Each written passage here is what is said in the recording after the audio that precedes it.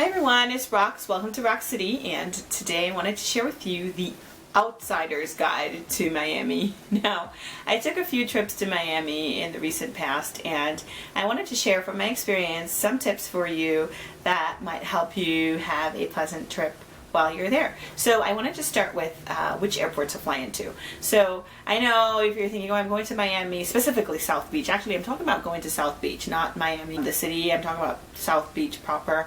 You might think it might make sense for you to fly into Miami. However, there are quite a few reasons to fly into Fort Lauderdale Hollywood International Airport. One of them being the fact that most of the low-budget airlines fly into Fort Lauderdale and not Miami. So for example, you can have Southwest going into Fort Lauderdale. I think you have Spirit going there, JetBlue. So there's just many more flight options. And then on top of that, it's not that hard to get from Fort Lauderdale down to Miami. It's just around a little bit over 30 minutes when it's not rush hour to get there. And it's very cheap in an Uber, or I found a Lyft. So one thing, when you're going to Miami, make sure you have both the Uber and the Lyft apps because the prices can be very different. We got quoted, I think, around $40-something coming from Miami, South Beach into Fort Lauderdale on the day of our flight departure. So it was around 5 a.m., which that's a very busy time, especially after a cruise. And we found that the Lyft price was reasonable. The Uber price was like $150-something. So if we didn't have both apps, we wouldn't have realized that there was such a disparity between the two companies. And so it makes sense to have both Uber and Lyft while you are in Miami. And the Lyft times and the Uber times are very, very comparable in terms of how quickly a driver comes to get you and that sort of thing. And along the same veins, as I'm talking about Uber drivers in Miami, please make sure you know a few words of Spanish. It will make your life much easier to be able to communicate with your drivers and with a lot of folks while you're in Miami if you know at least a few words of Spanish, because there's quite a few Spanish speaking people down in Miami, and a lot of the Uber drivers that we encountered, some of them spoke only Spanish actually. So make sure you know a little bit of that. So flying to Fort Lauderdale, another thing that I would say, you could use an Uber pool, or you'd use the Uber single if you want to. But the pool, will run you a little bit under $30, so maybe like $26 to $29 at a normal time going from Fort Lauderdale Airport down into Miami. Then another piece of advice I wanted to give you was around choosing your hotel down in the South Beach area. Now, for those who are familiar with the geographics of South Beach, you have Ocean Avenue, which is the main strip that has all those hotels and the restaurants and the entertainment of South Beach. Most of those are on Ocean Avenue. Then one block over you have Collins Avenue, and then another block over you have Washington Avenue. I would recommend that, depending on how your trip spans the weekend and the weekdays, that you spend your weekend days in hotels off of the strip, because the strip hotels on the weekend very expensive. So you might want to stay on Collins, you might want to stay on Washington. If you're there, say from Friday to say Tuesday night, you might want to spend Friday night, Saturday night over on Collins or Washington in one of those cheaper hotels. And I find that the hotels over there are actually pretty nice. I think the hotels right on the strip themselves, those old Art Deco hotels, I find that they're not that nice, at least not to me. And so you can stay over there on Collins, a 1 block walk over, not very far to get from the hotels to the beach or to the strip itself. And then during the week, once the prices kind of moderate a little bit, then you can come and stay directly on the strip itself. We did that over the Labor Day weekend, and it was a pretty decent experience.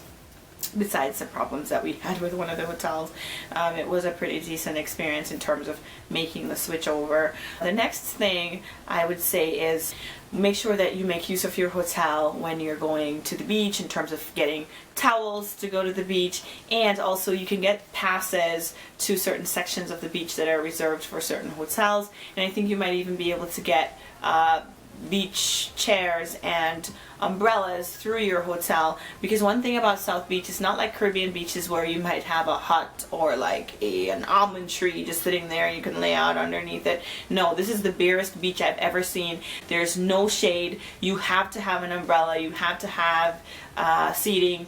You have to get it. You have to buy it some way, somehow, or get it provided for you, because otherwise it's going to be just a miserable experience out on South Beach, because it's a very, very bare beach. So make sure you have that. Another thing you want to do is before you go to the beach, make sure you use the bathroom at your hotel or somewhere along South Beach, because I didn't see any restrooms while I was there. I don't know, maybe I was missing something, but I've never seen a good restroom situation on South Beach. So that's another piece of advice that I would share for folks. And remember that the beaches on South Beach do close at dusk, so you will have to get off of the beach. I think there's cops who patrol and will probably get you off of there later on at night.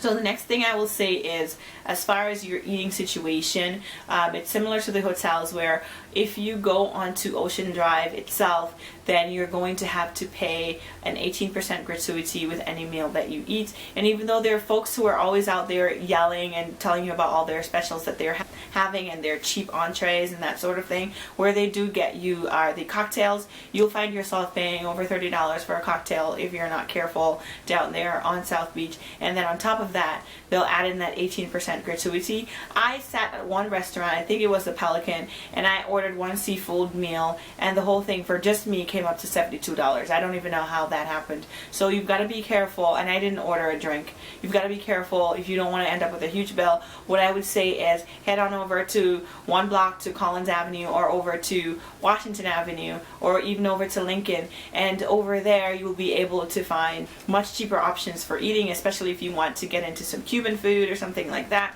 You can also find great sushi. There's a ton of different eateries over there, a block or two over from Ocean Drive. You don't have to eat on Ocean Drive. It's just very expensive to eat there.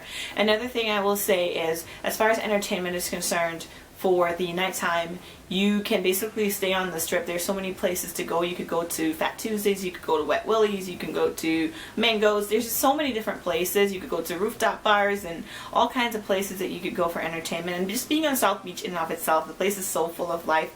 There's so much to do. There's always like people watching. It's just one of the most interesting places to just stand around and be. There's people with like snakes hanging off of their neck and parrots and just like the most interesting things. So it's very entertaining and it's beautiful out there. So you don't really have to leave the Strip per se if you don't want to head to another place. But while you're on South Beach, you will notice that there are these promoters who sell tickets to some of the gentlemen's clubs and some of the other clubs around Miami, where they'll come to pick you up with a party bus. Some of these party buses do have all-inclusive alcohol, so you'll be able to drink top shelf liquor while you're on your way to the clubs, and you'll be able to, if that's your kind of atmosphere, you'll probably pay around $60-$70 for that kind of experience.